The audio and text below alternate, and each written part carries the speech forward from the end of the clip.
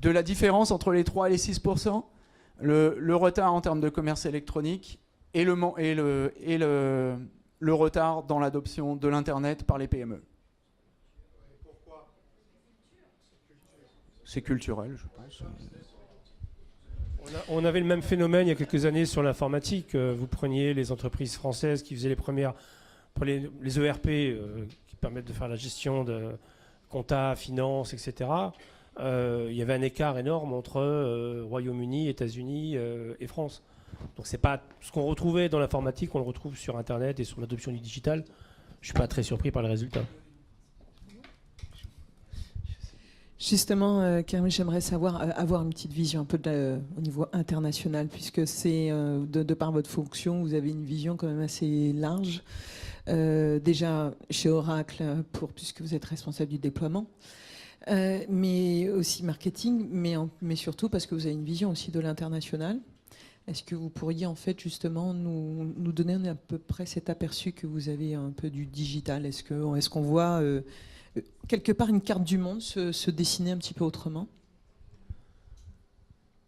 Oui et non. En fait, nous, la question de l'adoption du digital, elle ne se pose pas vraiment. On ne se dit pas est-ce qu'il faut l'adopter ou pas. C'est naturel, c'est de fait. Il ne faut pas oublier qu'on est dans un secteur qui est un secteur d'innovation et de haute technologie.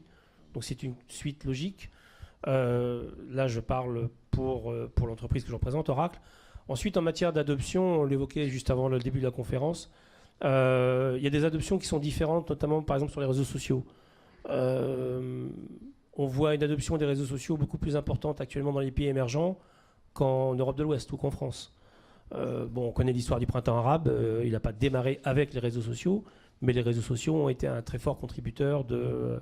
Amplificateur, on utilise souvent ce terme-là. Et on a actuellement on a des indicateurs, nous on suit un peu ce qui se passe dans les différents pays de la zone dite IMIA, donc l'Europe, le Moyen-Orient et l'Afrique.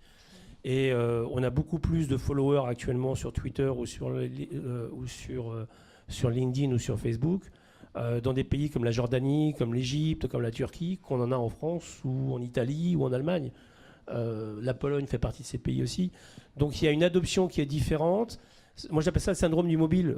Ceux qui ont eu l'opportunité récemment d'aller en Afrique, on est surpris de voir plein de gamins où quasiment tout le monde a 1, 2 ou voire 3 portables, mais il n'y avait pas de ligne fixe, donc le saut a été immédiat. Mais là c'est un peu la même chose.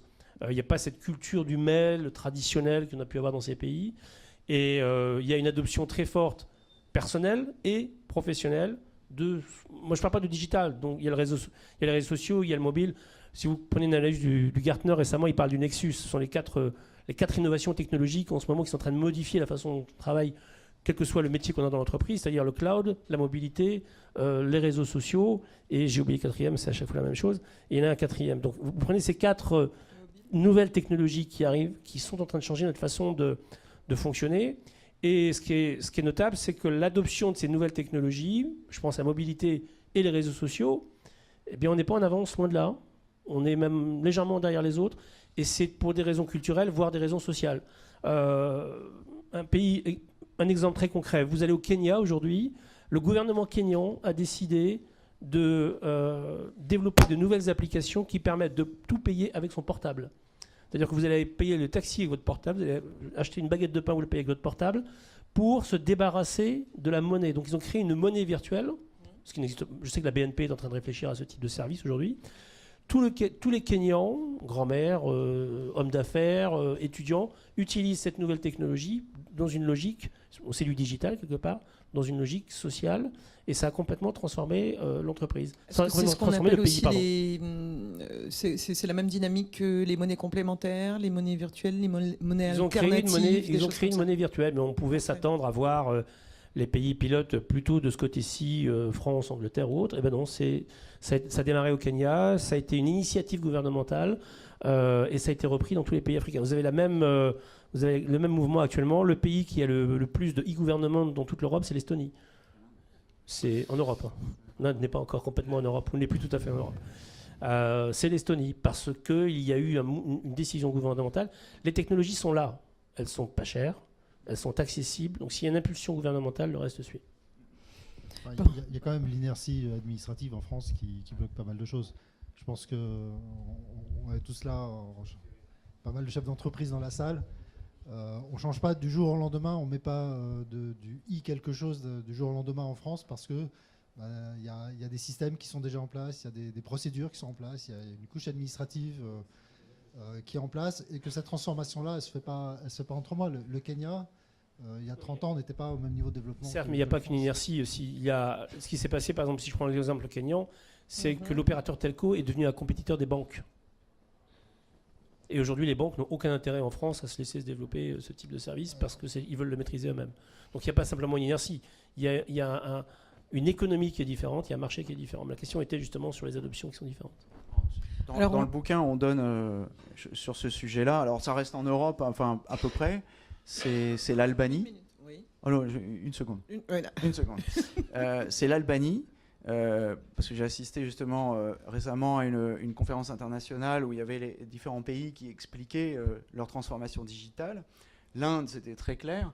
L'Albanie, c'était fantastique. L'Albanie, ils partaient de zéro, il n'y avait plus rien, et ils ont décidé de monter tout autour du e-government. Et donc, c'est aussi une question de volonté politique, hein, de façon très importante. Alors, il y a probablement plusieurs éléments, parce que moi-même, je reviens d'Algérie et je m'aperçois aussi qu'on se pose aussi d'autres questions. Je pense qu'en fonction des marchés, probablement pour ce que vous avez dit, il y a la partie administrative, mais il y a aussi quel est l'état du marché. Est-ce qu'il est plus facile de basculer directement sur le mobile ou pas? Est-ce qu'il y a déjà, on va dire, des économies en place? Et certainement que ça suppose d'autres questions. Mais c'est la première fois qu'une technologie est accessible à tous. Les pays, on a cité l'Algérie, on a cité l'Inde, on peut en citer plein d'autres, l'Albanie, acheter un ordinateur, il y avait un investissement coûteux. Là, les technologies sont disponibles et sont accessibles au plus grand nombre. Alors, on vient d'aborder un premier plan, c'était bien de poser un petit peu le constat. Je voudrais pouvoir aborder avec vous deux autres temps. D'une part, les tendances, qu'on puisse voir grâce à vous trois, parce que surtout, on commencera aussi par Hervé, qu'on n'a pas beaucoup entendu. Et puis, l'autre point, c'est de savoir aussi, vous, comment vous vous accompagnez. On va dire, je vais vous poser des questions un peu plus proches par rapport à votre activité.